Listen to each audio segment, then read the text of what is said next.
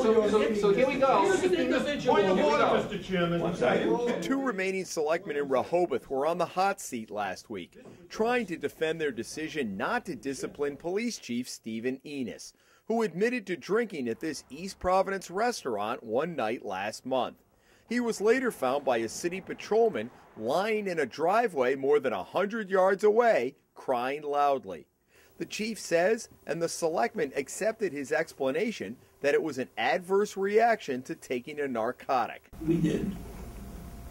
We thought it was a pretty thorough investigation. The chief should have been placed on administrative leave immediately. Selectman Kevin McBride told his fellow board members just that at their December 20th meeting, but his advice fell on deaf ears.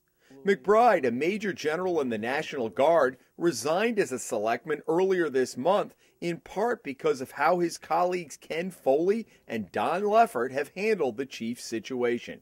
He sat down this week with the Hummel report for his first interview since resigning. And without question, we needed to do an external investigation. And my recommendation was to submit a request to the State Attorney General requesting that the Massachusetts State Police conduct an external investigation.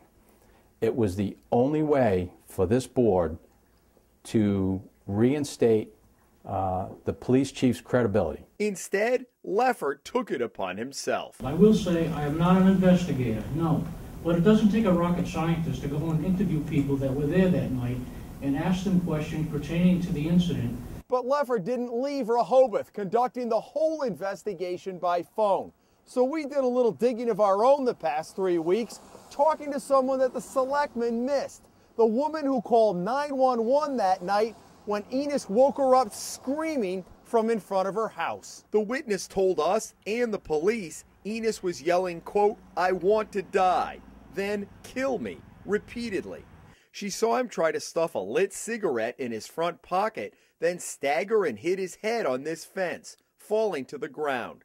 Finally, an officer had to grab Enos by the collar of his jacket when he tried to run away.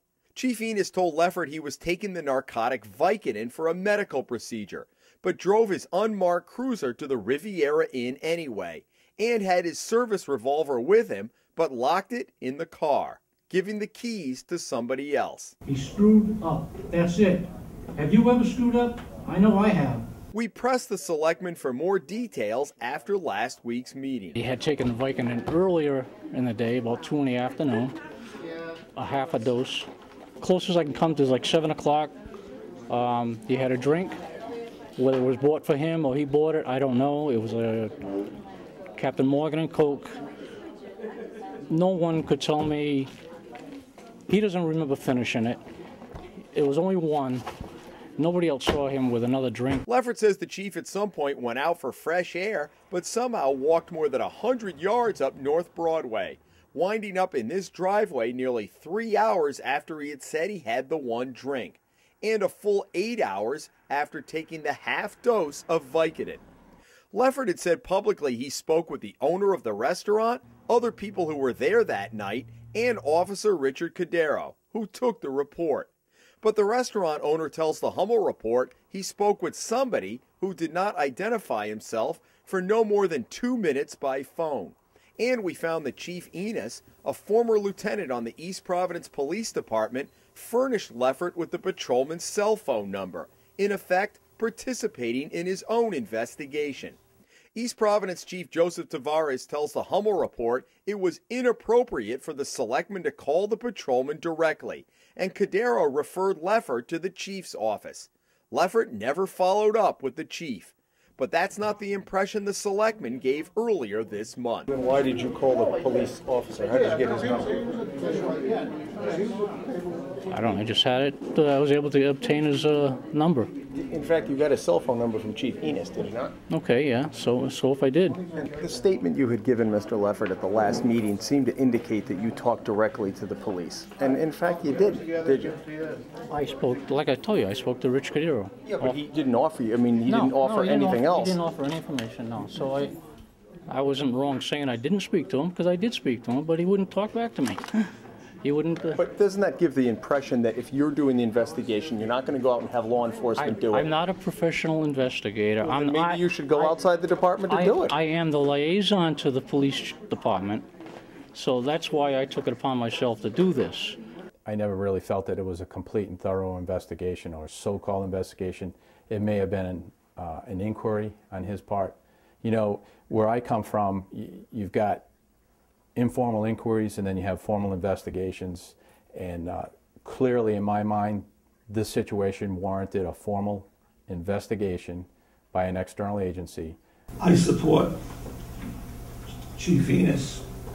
I think he's done a good job. It's been a difficult job coming into this town. Is it fair to say, though, that in your mind, the so-called investigation by Mr. Leffert and, on behalf of the town has left more questions in your mind than answers?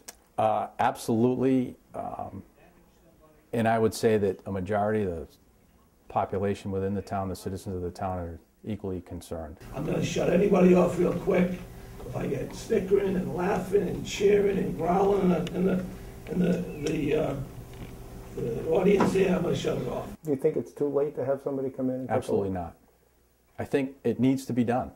Absolutely, it absolutely has to be done, and it's not too late. What's it going to take to get it done? I don't know. I think if enough of the citizens of this town raise enough concern at the level that they did the other day, the district attorney heard from many of the citizens of the town, the sheriff, maybe that will elevate itself to a certain level. In Rehoboth, Jim Hummel for the Hummel Report.